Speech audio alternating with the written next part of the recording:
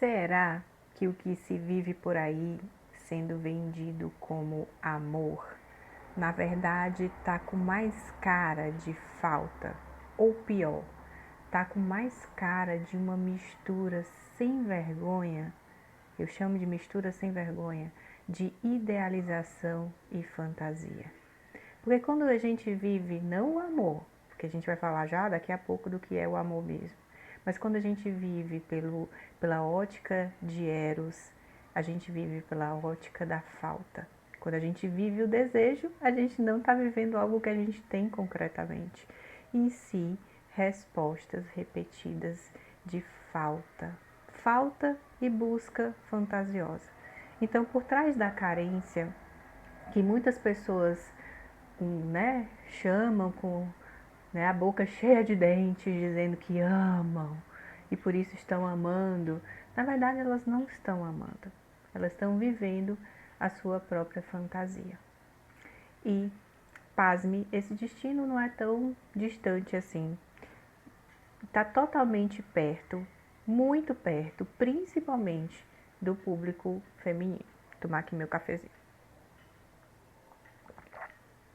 O público feminino é o público que mais me procura e que mais fala sobre essa falta, sobre essa dependência emocional.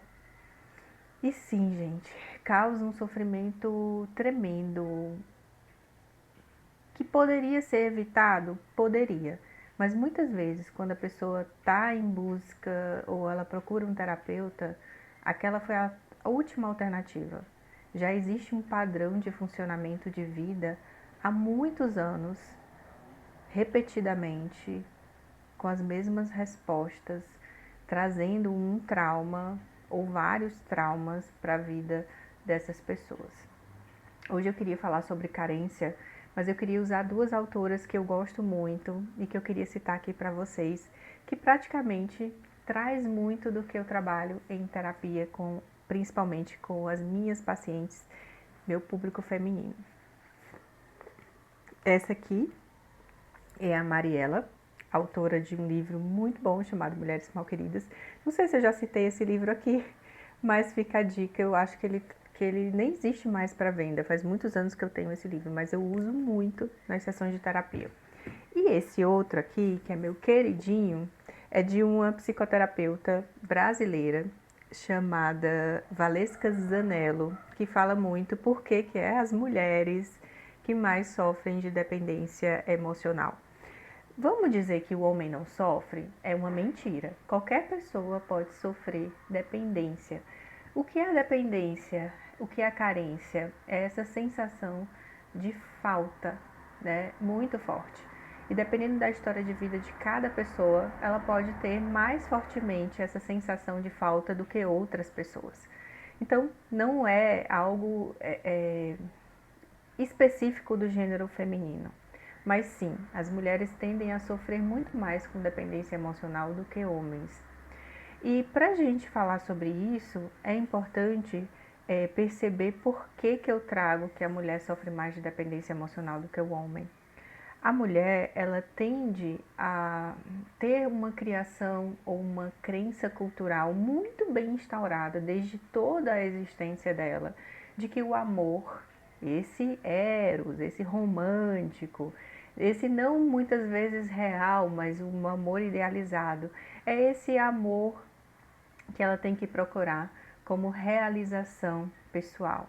Então, a Zanello fala que muitas vezes, enquanto o homem vai buscar por projetos, por eficácia, por resultados, por dinheiro, a nossa crença ainda tem de reforçar muito que a mulher deu certo na vida, digamos assim, se ela encontra um amor ou um relacionamento. Ou melhor, né, se ela encontra o combo que tenha esse amor idealizado versus o filho, que aí entra no dispositivo materno que a Zanello também fala muito bem. E, pasme, a maioria das mulheres que sofrem de dependência emocional não é tão somente dependência econômica. Sim, a dependência econômica junto com a dependência emocional é um péssimo combo que só tende a colocar a mulher na própria desgraçolândia. Mas o que eu vejo muito é que a maioria das mulheres que me procura, porque sim, eu sou procurada por mulheres em específico, elas estão muito bem de vida. São mulheres que ganham muito bem. Bem-sucedidas, cargos altos, vida financeira até equilibrada, mas do ponto de vista emocional, como eu falei agora há pouco, estão vivendo a própria desgraça.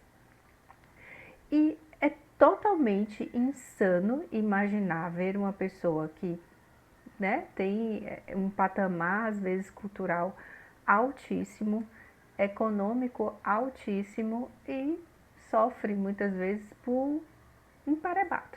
Esse é o termo que a Zanello fala em relação à péssima escolha das mulheres. E o que está por detrás de uma escolha tão desastrosa como essa, que gera tanto sofrimento? Será se não é isso que a gente tem que observar aqui? A visão do amor que muitas mulheres carregam está errônea?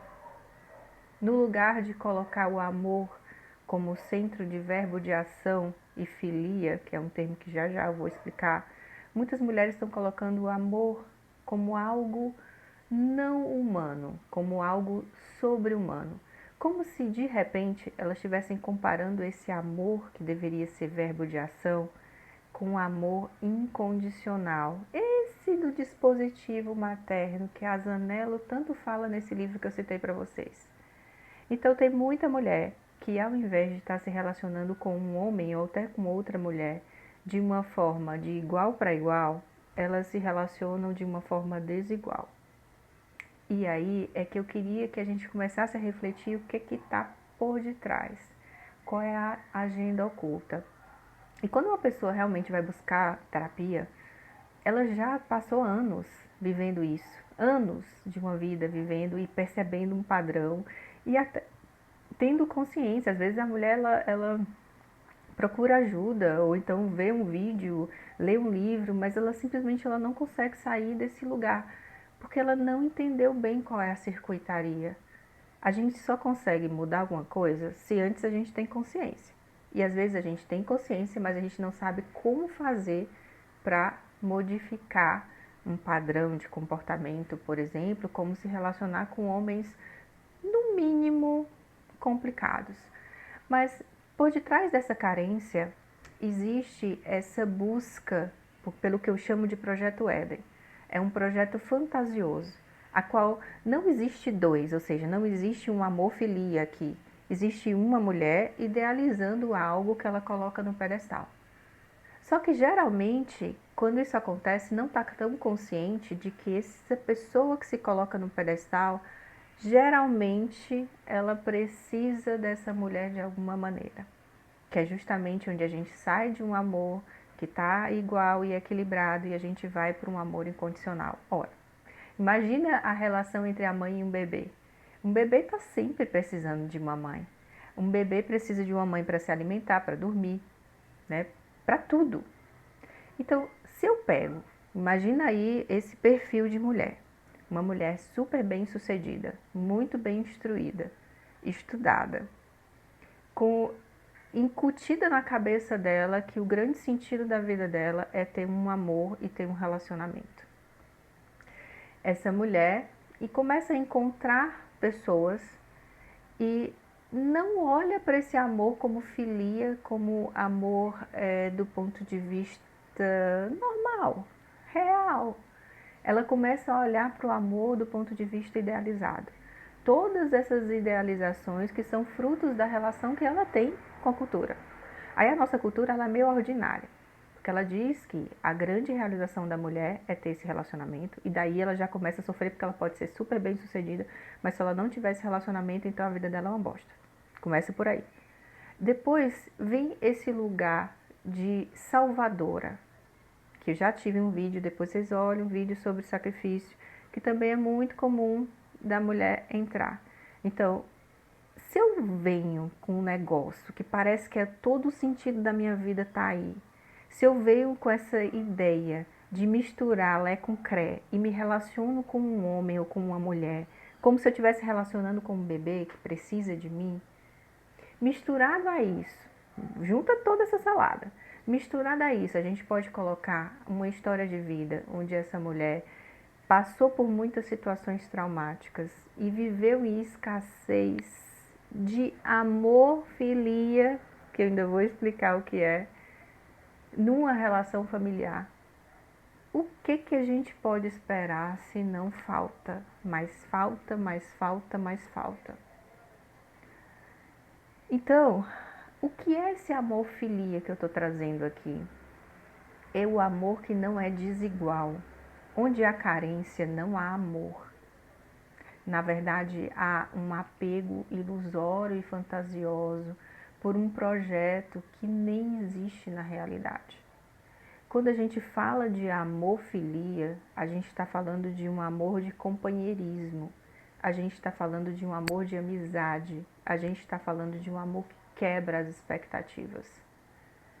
O amor que é também racional, o amor que é uma troca. Só que nesse lugar da carência não tem amor de amizade. Tem até uma frase, eu acho, não sei, que fala muito isso, né? As melhores amizades são como o vinho. Com o tempo elas vão ficando cada vez mais gostosas e interessantes, assim como os velhos vinhos. E é assim, preste atenção nas amizades antigas que você tem. Como você pode passar 15 anos sem ver aquela pessoa e quando você vê é a mesma coisa.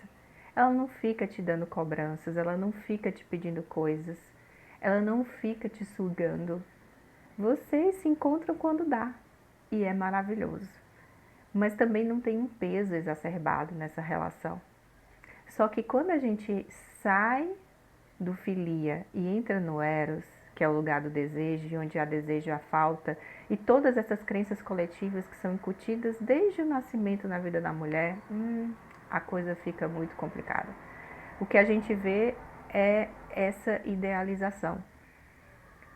Enquanto eu não tiver esse projeto paradisíaco que eu coloquei na cabeça que eu tenho que ter, eu vou ficar, não importa o que está acontecendo, eu vou ficar correndo um atrás do outro e vou entrando em sacanagem, vou entrando em relação ruim, porque eu quero, porque eu quero isso aqui. Então, não tem como esse negócio dar bom. Não tem como você viver saudável dessa maneira. Muitas e muitas vezes, a mulher, ela até tem uma estrutura emocional bacana, mas quando ela entra nessa ilusão que tem a ver com esse desejo, essa falta, esse projeto paradisíaco que é um relacionamento idealizado, que não tem cara de troca igual, mas sim desigual e incondicional, aí é realmente a desgraçolândia. Então, qual é a solução, né? Será se existe uma solução? Eu vejo que o primeiro passo é a mulher ter a consciência de que ela é dependente emocional. Bem no termo mesmo do que a palavra dependência, né? Uma tentativa desesperada, uma relação com um objeto idealizado. Isso é vício. A dependência ela tem esse perfil preocupante de vício. Então, se eu identifiquei que a minha relação que eu estabeleço com outros homens, outras mulheres, seja lá o que for, não é uma relação de igual, não é uma relação que tem uma coisa agradável, uma troca interessante, madura, baixando as expectativas. Se eu começo a perceber que amor virou sofrimento, se eu começo a perceber que aquilo ali me traz um mal danado, mas eu não consigo tirar aquilo ali da minha vida, opa, sinal vermelho, você tem que parar e tem que tentar fazer totalmente diferente. Sabe o que é ruim? Sabe o que se torna pior nessa história? É que muitas vezes existe uma sutileza de identificação de uma dependência emocional, mas é sempre uma esperança porque na verdade não se resolveu o problema. Eu vou trocar o objeto. Aí vai lá e arruma um perebado pior do que o outro. Aí vai acumulando relações ruins e a pessoa pode chegar no extremo e dizer eu não quero mais amar. Mas em nenhum momento ela se questionou, será se isso que buscou foi realmente amor? Então eu gosto muito de uma frase que eu vi de um autor num vídeo desses de YouTube. E esse autor dizia assim: você quer realmente ver se você está preparado para o amor? Se melhore. A gente tende a buscar o nosso próprio espelho. Então, se você não é uma pessoa bacana, se você não se melhorou como ser humano, você tem que se melhorar. E se melhorar tem a ver com atravessar traumas, seja lá o que for, que tenha te levado a um padrão de funcionamento dependente. Se você fica sem encontrar sentido na vida apenas buscando o desejo, aí você vive na infelicidade. Então, para a gente ter uma vida melhor, a gente tem que resolver o nosso problema. Então, se você fica só tentando buscar outro e outro e outro, percebendo um padrão acontecendo, você não vai ter amor mesmo, não vai viver a felicidade mesmo. Porque a felicidade ela se encontra em olhar para dentro, em viver você a melhor versão de você mesmo. E ninguém vive bem quando está viciado. Eu não vejo nenhum viciado vivendo bem. Então a dependência é um vício, onde você idealiza uma pessoa, você tira a racionalidade e vive um amor, chama isso de amor, mas isso não tem nada a ver com amor. Então eu já brinquei muito com o paciente e elas ficavam indignadas. Ah, então quer dizer que eu vou buscar alguém, tem que fazer uma entrevista de emprego? Tem. Da onde que você tirou que o amor não é racional? É racional sim. E outra, o amor também tem a ver com a gente aceitar que as coisas mudam. Muitas e muitas vezes, como estamos mudando, aquele parceiro que a gente conheceu há 10 anos atrás, ele pode não acompanhar o mesmo nível de evolução que a gente tem. Às vezes a gente trava na nossa evolução porque fica preso, apegado ao que ficou, ao passado. Tem que realmente deixar ir. Isso significa que aceitar que realmente os dois não conseguem juntos ou aceitar essa mudança constante para produzir uma evolução, cada um seguir o seu caminho sem nenhum problema. Então o amor maduro, ele também é um amor racional. Ele também não é algo que para te fazer sofrer. Pensa nessa metáfora que eu falei sobre os vinhos, né? Pensa na ideia do amor como um companheirismo e uma amizade. E não algo que você devolta como se fosse o seu príncipe encantado ou o seu Deus no pedestal. Porque é assim que muitas mulheres idealizam o amor. Se eu não tiver isso, eu não tenho nada. Então, fica esperando a próxima oportunidade, o próximo paquera, que vai dar certo, se não vai dar certo. Então, tudo fica travado ali. Para, vai viver tua vida. Vai ficar mais boa ainda no que você já é. Vai tentar se melhorar para que você seja realmente um espelho para atrair bons parceiros. Tenha critério na busca dessas pessoas. No primeiro maltrato que você perceber, na primeira, né? Tá esquisito isso aqui. Tem que até ter noção de perceber quando tá esquisito, quando não tá esquisito. E é muito difícil, porque muitas vezes o amor não tem nada a ver com o amor real, tem a ver com fantasia, com ficção, com idealização. Então, o segredo para sair da dependência é se melhorar como ser humano, é evoluir como ser humano. E eu aposto que se você realmente buscar evoluir, você não vai atrair as mesmas trepeças. Você não vai atrair o mesmo perfil de homem ou de mulher, seja lá o que for. Você vai atrair alguém melhor, que vai estar exatamente afim com aquilo que você se tornou. Enquanto você está com sede, você vai encontrar gente que está doida para beber água, para você oferecer água para essa pessoa. Olha como não faz sentido. Então é esse o ideal que você busca? Então sai dessa ideia de amor eros idealizada e vamos buscar uma pessoa real, pé no chão.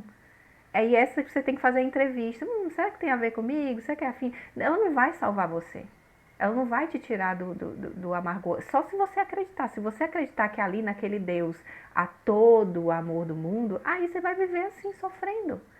É como uma frase clássica que eu sempre falo: nunca coloque todos os ovos numa só cesta. Então a saída para sair da dependência emocional é, em primeiro lugar, ter consciência. E depois de ter consciência, se trabalhar para se melhorar. Entendendo que o que você tem não é saudável, é um vício. E Se for necessário desconstruir crenças que você passou a vida inteira construindo, desconstrói. É difícil? Pra caramba. É muito difícil, é um processo. Eu fiz um vídeo recente agora e coloquei isso, né? Mudar é difícil pra caramba. Mudar é um processo. Mas começa com pequenas atitudes e com pequenas consciências. Uma delas é perceber se você está indo se relacionar com muita sede. Se você está indo com muita sede, é que o desejo está alto e que está faltando viver você em parceria, em autonomia com você mesma. Bom, eu tô vendo aqui que eu já me estendi demais. Se você gosta desse tipo de tema, por favor, manda um comentário. Se você tem uma amiga, né, que passa por uma dependência emocional muito forte, manda esse vídeo para essa amiga. E eu espero muito que vocês tenham gostado desse vídeo. E eu espero muito que a gente possa se ver em um outro vídeo. Até lá!